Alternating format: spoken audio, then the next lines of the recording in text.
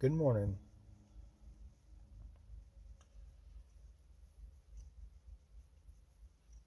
Sometimes you don't know what to talk about, but just feel like you need to talk about something.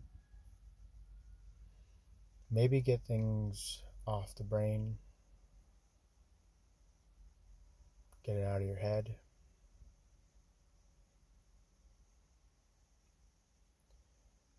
But I think that's the main thing. Get it out of the brain. And I think sometimes you can't really talk to other people about what's really in the brain, in the mind, what's running through your head. So sometimes I think it's better to just talk it out by yourself, or as if you're talking to somebody, but maybe like no one's there, and it just part of it feels good to just let it go.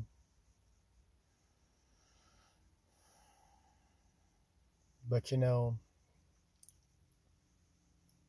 world's going downhill. The election is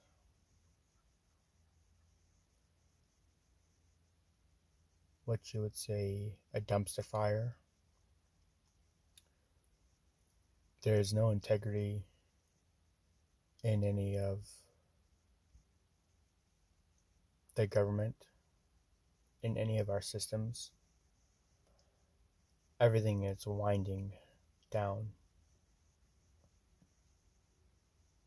And I know that we're the most prosperous nation, but we're still winding down.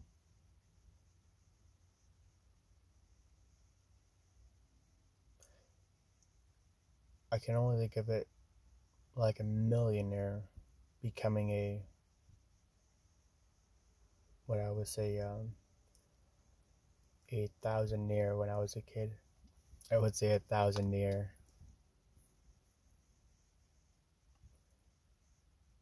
But you got money, but not as much as you did, and it's noticeable.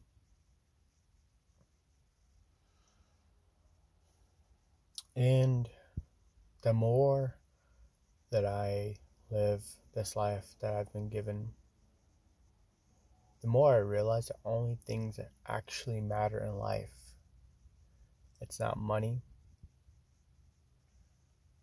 It's not the things that we can buy with the money. It's not the friends we acquire with our money. But it's things that are way deeper. It's always been family. Whether you have kids, whether you have brothers or sisters, mothers or fathers, wife or husband, very close friends, close church family friends, church family, the people that really genuinely care and love you. That's what really matters in this life. And I feel bad for anyone who has one or two kids. And I know there are going to be people that are happy with one or two kids. Maybe their household is in place, and or what I mean by that is there's not a lot of chaos and destruction and stress and struggles and concerns. But I think the richer you are in family, the richer you are overall. Because money will fade. People lose money every day. Somebody probably lost millions today. on the stock market or in some form of public exchange, somebody lost millions.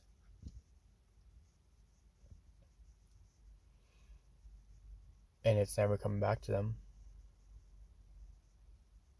And it's a brutal cycle. But family is so much deeper. Even though it's so hard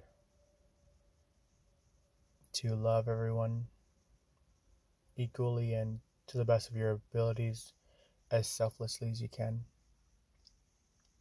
It is the most rewarding thing that I can think of. Recently we had a church member. She had her 85th birthday, and all of her family from all over the US were going to come and see her. You had people from Texas, you had people from Oregon, and that's only the people that I was able to talk to. You had some that were local, some that had never met her. But I remember her grandsons. They were all like in their 30s. There's like 4 of them. 4 grandsons. And they were on stage singing a gospel song by the Gaither Band. But I was just blown away. And I was just so excited, and I just had so much to look forward to.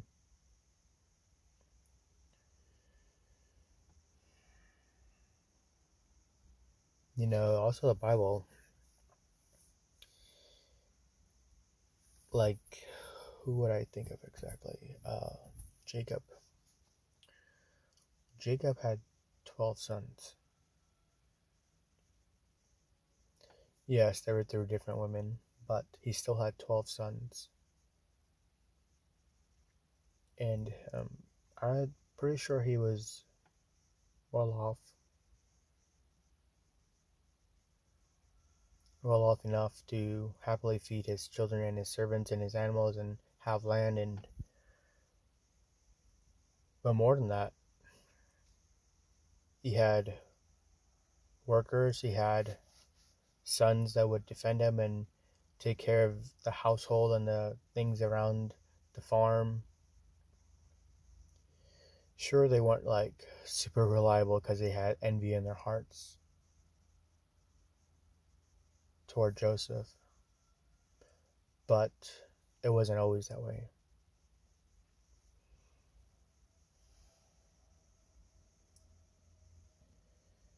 But there's just something deeper about having a deep network of family. Honestly, I feel richer than those who are millionaires. Millionaires have acquaintances, they have some friends, but they're more focused on making millions. And that doesn't apply to every millionaire, because, you know, I think about the Robertson family, the Duck Dynasty folk. They are well off, indeed. But also they are so deeply networked, as much as you can say that. With family, they have such a deep family network that it's richer than being a millionaire.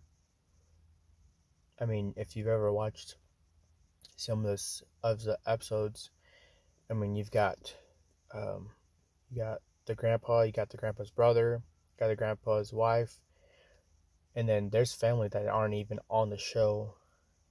But then you've got the 4 sons, then you got all their kids and cousins, and it is a deep a deep well to draw from if you had to. But I just, yeah, I feel rich.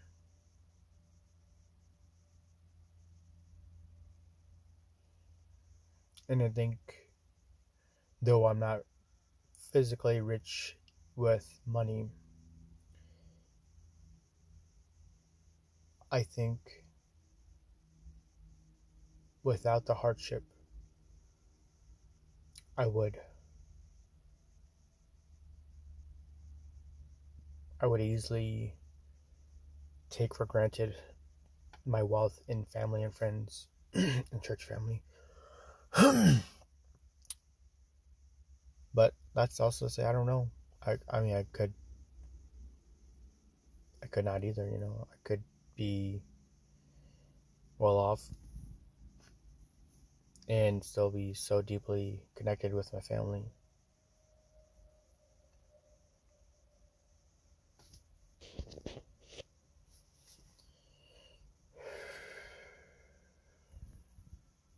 But you can't see me right now, but I'm smiling and I'm nodding my head because I'm just sitting here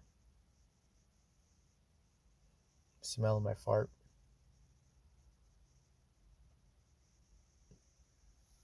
But more importantly, I'm here basking in what I've been bestowed by God, who has blessed me richly. You just never know where God's going to take you or what He's going to give you or where He wants you, but you can never fathom it because from where I was to where I am now, I didn't think I'd be married. I didn't think I'd have 5 kids.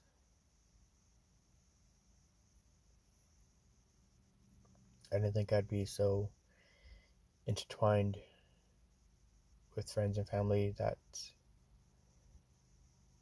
I feel richer than millionaires. But man, it feels good. And it just feels good to be alive today, and it feels amazing to just go to work. I know work's not easy, but it feels great to just go and do work and work hard and come home to the family and love on them and try my hardest to resist my selfish impulses to pull out the phone and do my own thing. But man, it is a great day to be alive. And all I can say is praise God. And if you happen to listen to this, if you happen to get all the way to the end, whether you're a Christian, whether you're not a Christian, all I can say is I wasn't a Christian when I was growing up. I didn't like Christians. I had a different religion, and Christians were not fun, in my opinion, from what I was told. Obviously, I didn't have any knowledge of Christians. I just thought they were annoying and boring.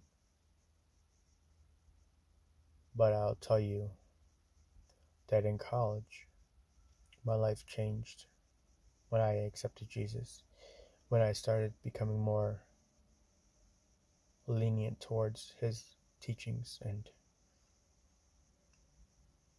and getting married and getting baptized, and my life has changed beyond anything that I could fathom. And if you're not a Christian, if you're searching,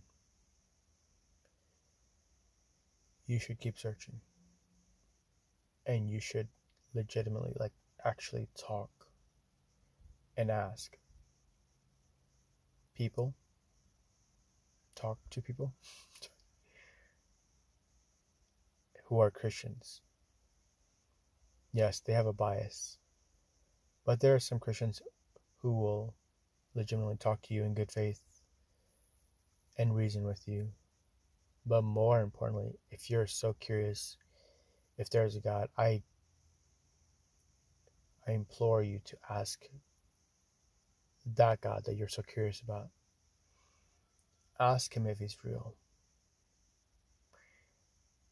Ask him if he would make himself obviously known to you.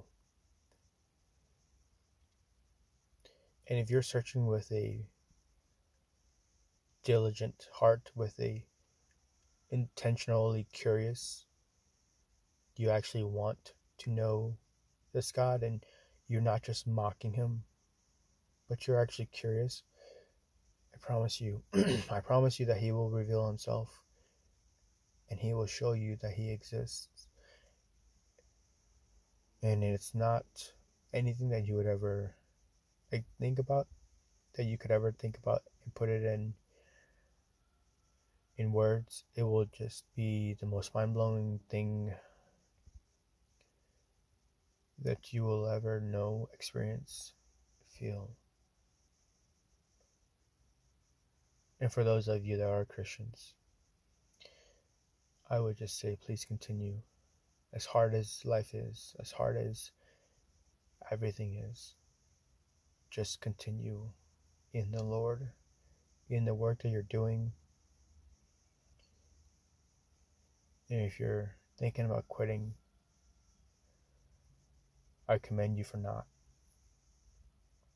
because we will reap a reward. We will see Jesus. We will finally get the salvation that we have been patiently enduring for. Because Jesus saved us. But now we've got to do our part and do the best that we can to serve him, to let others know of him, to love others like he did love us. But let's not quit.